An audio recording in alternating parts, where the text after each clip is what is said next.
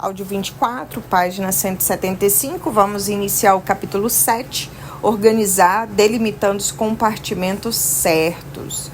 Ter um sistema de organização completo e integrado estabelecido lhe dá um enorme poder, pois permite que a sua mente se liberte de pensar em coisas pequenas e se dedique ao foco intuitivo, sem se distrair com assuntos que não foram tratados de maneira adequada.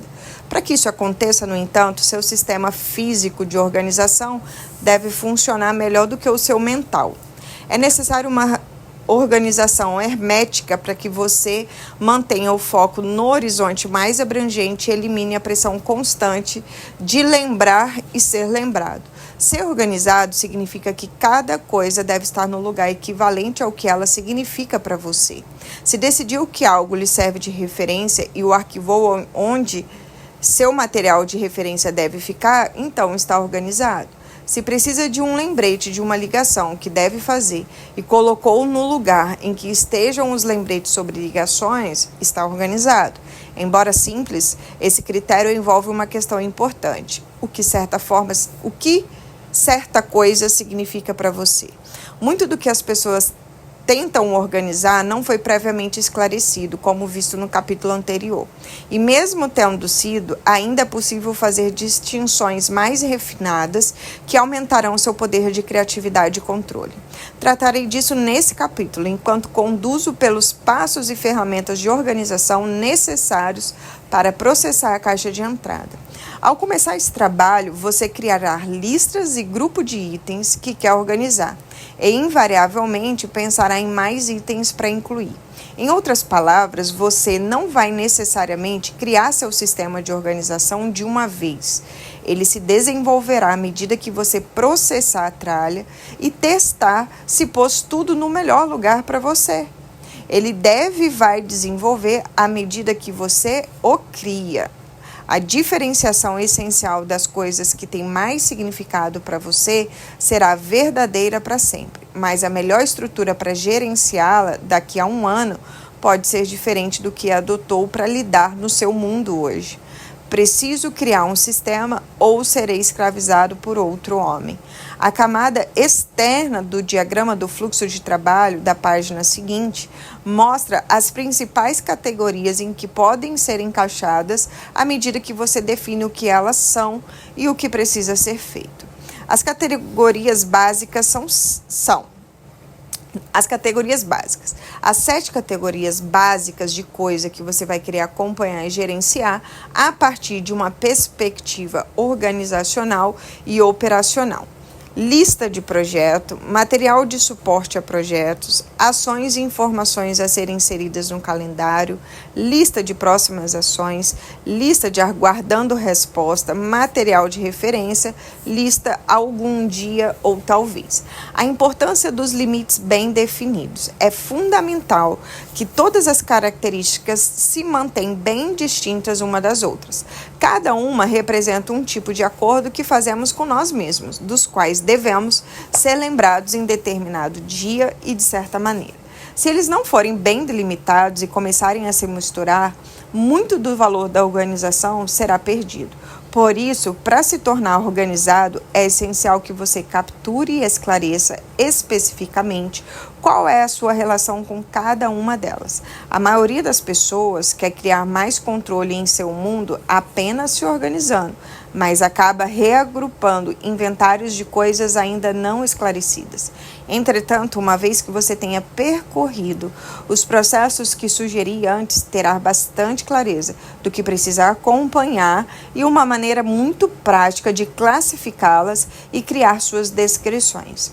As categorias devem ficar separadas visual, física e psicologicamente para que haja clareza. Se você negligenciar essa categorização e permitir que coisas de significados diferentes façam parte do mesmo grupo visual ou mental, você ficará confuso e vai perder o controle sobre o seu conteúdo. Se puser os materiais de referência na mesma pilha de materiais que ainda quer ler, por exemplo, vai ficar indiferente essa pilha.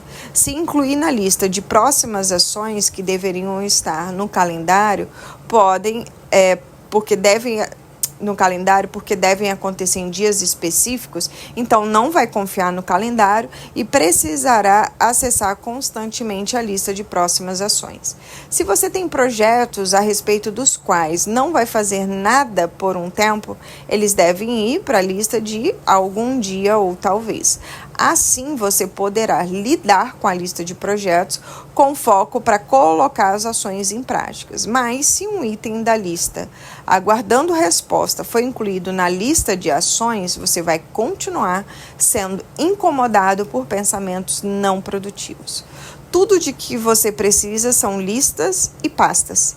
A partir do momento que sabe o que precisa acompanhar, assunto tratado no capítulo anterior, tudo que de fato você precisa são listas e pastas, ferramentas suficientes para lembretes, materiais de referência e apoio. Suas listas, que como expliquei também podem ser itens de pastas, vão monitorar as listas de projeto algum dia e talvez, assim como a das próximas ações a serem realizadas a respeito dos laços abertos. As pastas digitais ou físicas serão necessárias para guardar seus materiais de referência e informações de apoio relativa a projetos ainda ativos. Muitas pessoas vêm fazendo lista há anos, mas nunca acharam esse processo particularmente eficaz. Há um grande ceticismo com relação ao sistema tão simples quanto o que eu recomendo. Acontece que a maioria dos criadores de listas não puseram as coisas certas nelas ou deixaram incompletas, o que impede que elas sejam funcionais para manter a sua mente vazia.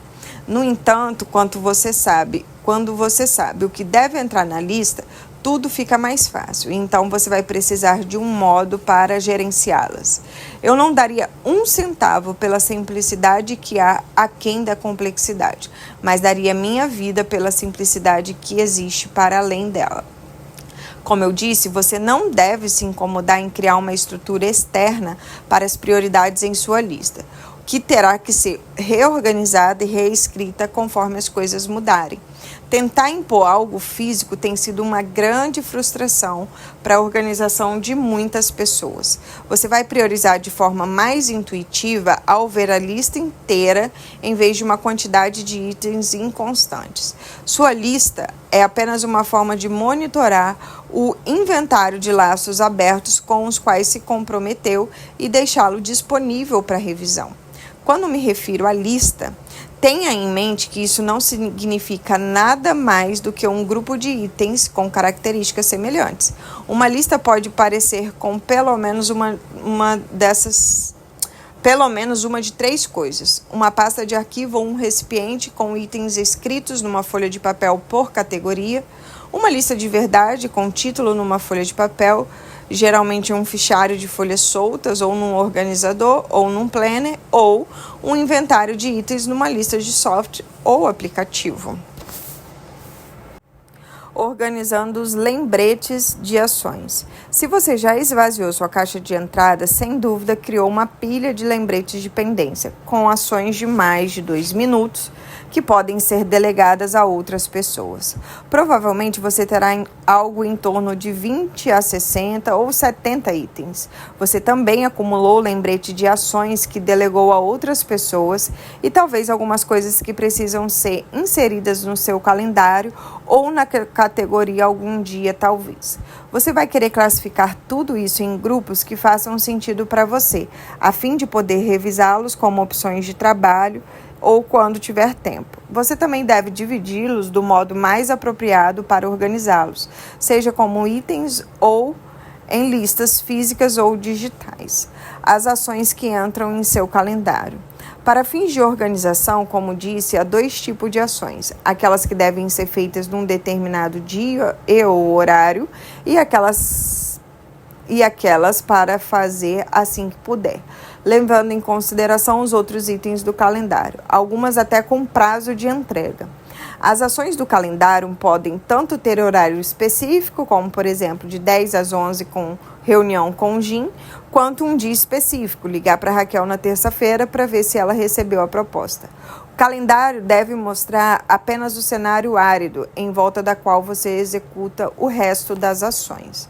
Enquanto processava a caixa de entrada, você provavelmente se deparou com coisas que incluiu no calendário assim que apareceram. Pode ter percebido que a próxima ação para fazer um check-up médico seria marcar uma consulta. E como isso leva mais de 2 minutos, você fez a ligação quando esse item surgiu. Anotar o compromisso no calendário, enquanto você marca que teria sido, então apenas uma questão de bom senso. No entanto, o que muitas pessoas fazem, com base talvez no velho hábito de escrever lista de tarefas diárias, é anotar no calendário as ações que elas gostariam de fazer na próxima segunda, por exemplo, mas na verdade não podem, de modo que elas não serão movidas para o dia do seguinte. Resista a esse impulso.